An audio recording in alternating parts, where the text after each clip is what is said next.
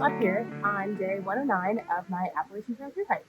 I walked into Connecticut a few days ago. At this point, I'm only 20 or 30 miles in. um, it's July 1st now, which means we're in the thick of summer. And when I first came into the state, we were dealing with both a heat wave as well as thunderstorms. 2 days ago, the heat index hit about 96. It was pretty miserable hiking. At one point, it did start pouring rain, which in one sense felt good, but then the humidity piled on afterward, as well as all the bugs. So yesterday I treated myself to an accidental zero. I walked into town about a mile into the day to resupply. Then ended up sitting for some food and then saw a motel and never left. I thoroughly enjoyed being horizontal, just relaxing in a very cold room. And now I'm feeling good, back out on trail and ready to crank out some more miles. I'm crossing into Connecticut, the gateway to New England, last third of the hike.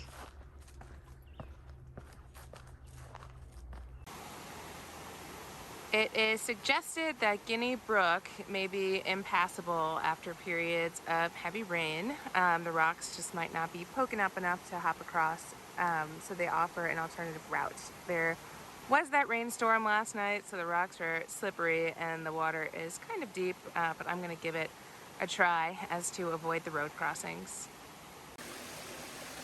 Here is a much easier stream to cross. Great hop rocks. Connecticut is one of the shorter states on trail, about 50 miles, so it makes up just over 2% of the trail. I imagine by tomorrow afternoon I'll be pushing into Massachusetts already.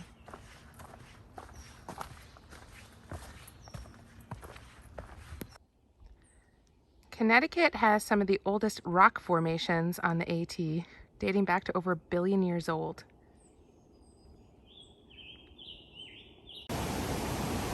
I took a little side trail outside of Falls Village, Connecticut, and found this awesome waterfall. Looks like it's fed from a dam up here.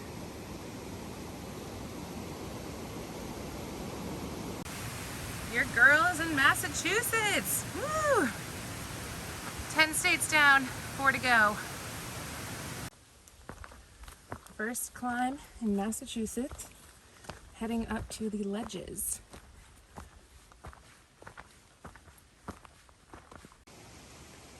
First climb complete in Massachusetts. A little more fair than Connecticut, like difficult but not deadly. Quite the view too, huh? Whoa. Adding to the list of cliffs not to fall off of. Taking this one slow. After a few days of unbearable heat, we've now switched over to a few days of rain. Day 2 of what looks like in the forecast will be 3 days of all day and all night rain. The nice thing is that it's brought about some cold. Last night it got down to below 60, which felt amazing to sleep in. I actually got inside of my sleeping bag instead of sleeping on top of it. So good night's sleep in the woods. One thing that the rain hasn't done is get rid of as many bugs as I thought it would. I am still getting covered in mosquito bites, even doused in bug spray and having my clothes and my gear covered in permethrin. So I think there's just some things that you can't stop when you live in the woods, like getting eaten alive. I was still able to make about 18 miles yesterday, given the rain. Today's terrain looks pretty rocky. There's some warnings on Gut Hook about some steeper, slippery climbs when it's raining. So hoping to get in another 18, 19 miles today, but we'll see how it goes. I peeled a bunch of slugs off of my tent and shoes this morning, and now need to get them off my trekking poles. I found a couple ticks on me after getting through this section with a lot of down trees. You've always got to be paying attention. Bear Mountain in New York was a bit of a calf burner, which fine, like we're out here hiking the AT, bring it on. But Bear Mountain in Connecticut was like a calf breaker. This mountain tried to kill me like 3 times, and that's not why I'm out here. It was not fun. I did not enjoy that. Man, I guess on one hand it did say dangerous while wet, but it was also supposed to rain tonight and tomorrow, so I couldn't really just wait it out. Some comments did say in the guide that this is close to what the terrain is going to be like in New Hampshire and Maine, so I definitely have my work cut out for me this last stretch of the trail. Man, okay. All right, I'm done complaining. On to the next. 1,500 miles. I'm almost 3/4 of the way to Maine.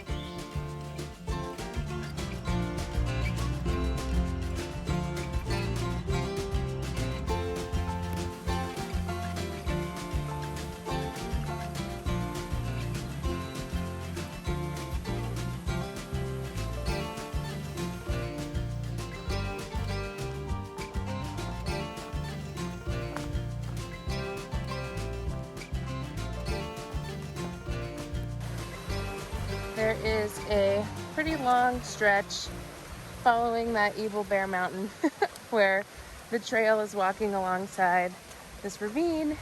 It's pretty to look at, sounds really nice. Schlep has calmed down. Purbies come in all different shapes and sizes, but normally they're in a big wood box. This one is just open air in the woods, a toilet. Kind of fun. It is another windy, cold, rainy morning on the AT, first full day in Massachusetts. Last night I ended up stopping a little short of where I planned on camping. When I was up on the ledges, it got cold and windy pretty quick as the sun started to go down, and I throughout the day had gotten wet just with the rain. My hair and my clothes were pretty damp. I didn't put a raincoat on just because it was so hot these past few days, and for part of yesterday during the day that you would end up sweating just as much, so it didn't seem worth it. However, when it started to get really cold, it was almost dangerous. I started shivering a bit, so I decided to just stop where I found the first flat spot, get out of my wet clothes and into my sleeping bag. I wasn't actually ever in any sort of danger. If your teeth aren't, chattering and you're not cold for the long period of time, you're not really at risk for hypothermia. But had I continued, I could have been. So needed to stop. It's so interesting with the weather going from heat wave to cold rain. Lots to think about. I need to be more careful about when I do and don't put my raincoat on. Heading over Mount Everett and Mount Bushnell today into Great Barrington. Both are meant to be more technical and rocky and dangerous when wet, so it's going to be another long day. One ascent down, although it's the descent that I'm worried about with the slippy rocks. There is a break in the rain and a view without fog.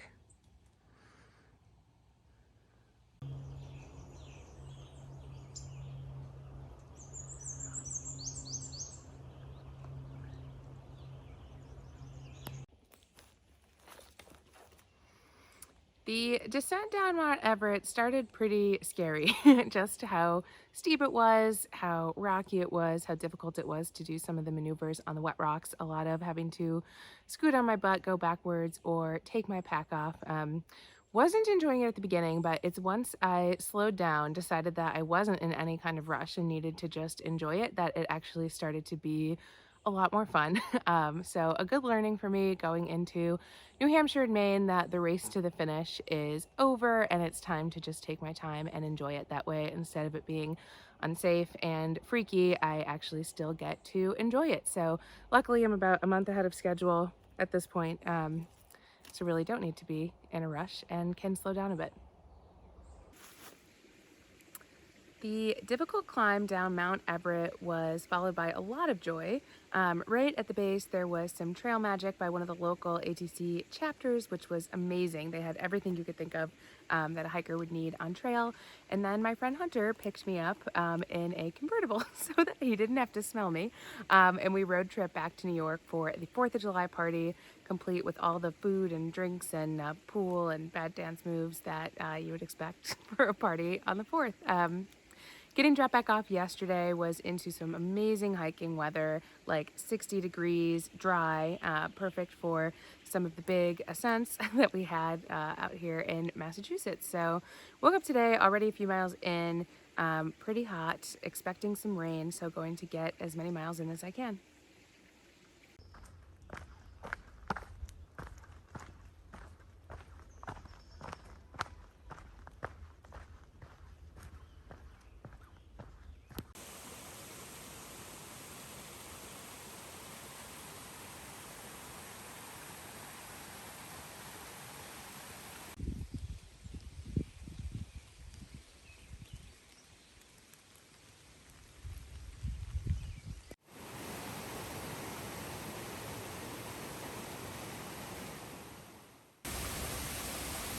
All of this wet mud is the trail. My feet are very wet and muddy and gross. Good morning on day 115. Coming at you from mile marker 1560, still in Massachusetts. The rain did come yesterday. The afternoon got super dark, like needing a headlamp style dark. Rainy, muddy, there was thunder, there was lightning. Luckily, when I got to camp, all of the important stuff was dry. I had a warm sleeping bag, good tent. However, at this point, it's all now also covered in mud and a little damp, just given how wet me and the rest of my stuff was. I briefly considered getting a room tonight to dry out. However, by about 1 o'clock today, it's supposed to be thunderstorming again, and then again the next day and the next day. So yesterday was just day 1 of 4, bracing myself for more wet and rain. It wouldn't be a week on the AT without a casual cemetery crossing. A lot of berries are starting to pop up on bushes. Good that the bears can start eating them and not trying to steal hikers' food.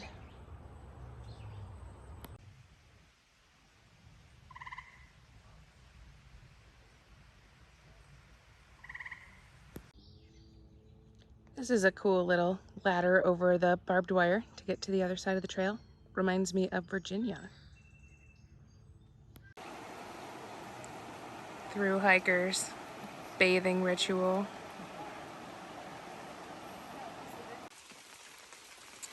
It's nice to be carrying less water again, since there's so much that you literally cross on trail. Walk over to get to the other side.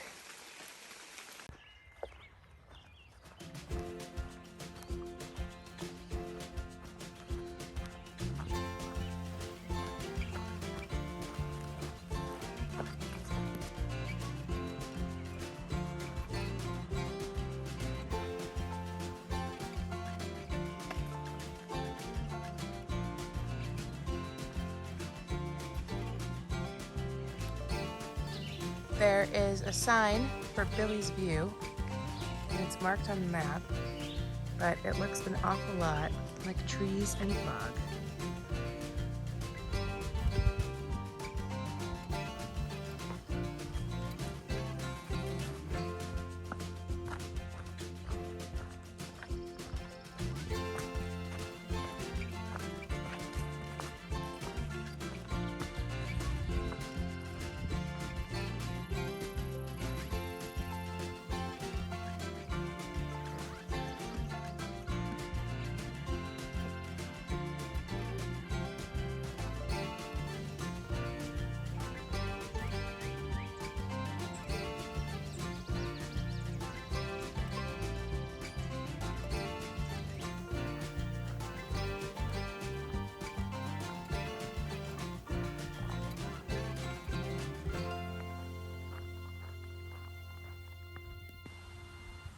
The map has a note that about 0.1 miles down this road crossing on the AT is a house with cookies and lemonade and other hiker amenities. Let's go check it out.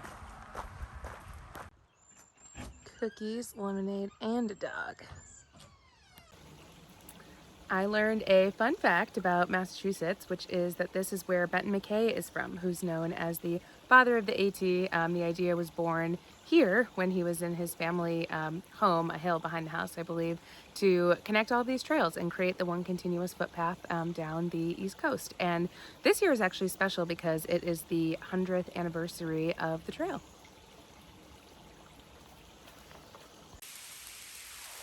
And here came the rain. Time to pick up the pace and go hole up in Dalton to wait out the thunderstorm.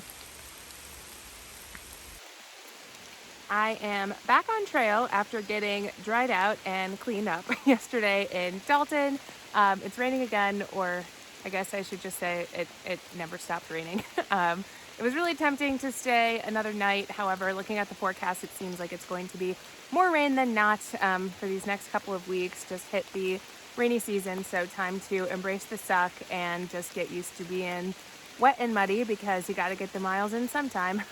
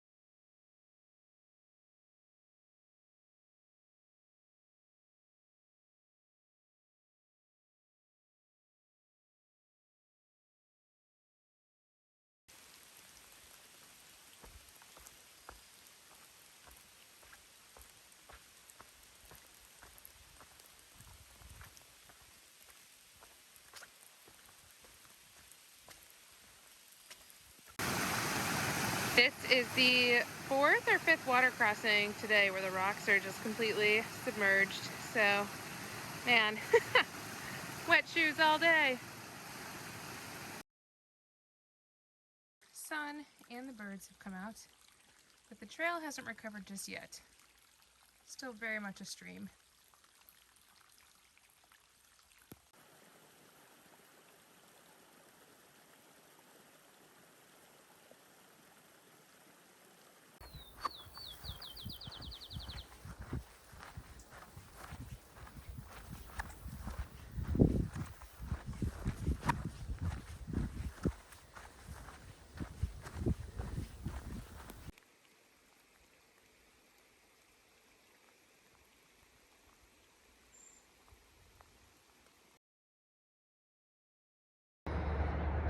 I just made it to the base of Mount Greylock, which is the highest peak in all of Massachusetts.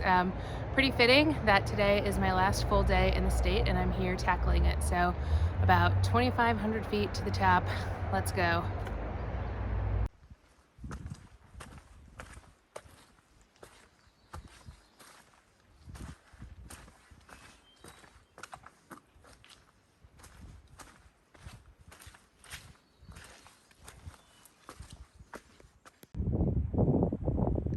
Made it to the top of Mount Greylock. After hiking through sun and rain and mud and rivers, this is a really beautiful way to end the day on a good note.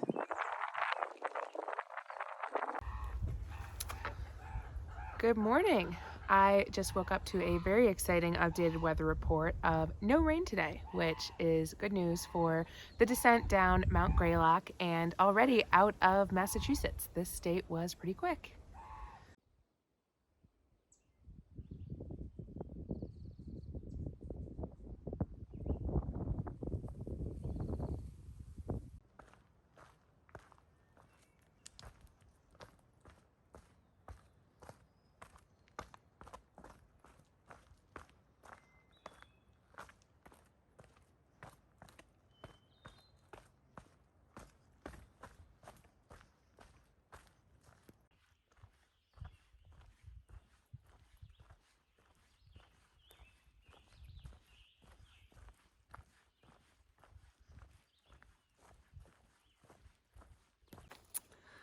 I am someone who loves an activity. I'm always on the go, and that's great. But when your life is constantly an adventure, it's easy to become hard to impress and hard to please. And I just stopped for a break to have some water and a snack. And when I took my pack off, I realized that one of the things that the AT has given me, and just the experience of being out here roughing it, is more of an appreciation for the small things, just to be able to take a break without getting rained on after days of it and just get to sit here in the sun and enjoy the break makes me so happy.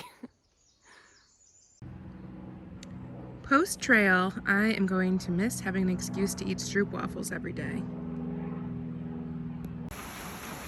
Going for a tuna wrap and some garlic parmesan pretzels for my stoveless dinner.